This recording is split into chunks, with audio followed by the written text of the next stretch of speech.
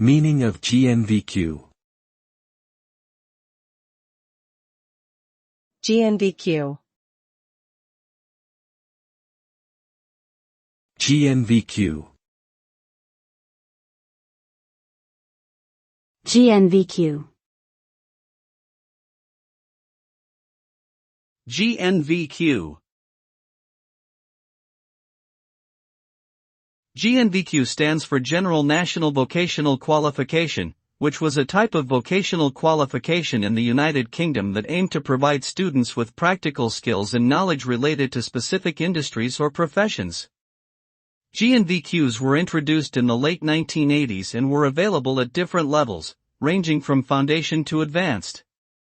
They were designed to be an alternative to traditional academic qualifications and were often studied alongside or instead of GCSEs or A-levels. However, GNVQs were phased out in the early 2000s and replaced by other vocational qualifications, such as TECs and NVQs.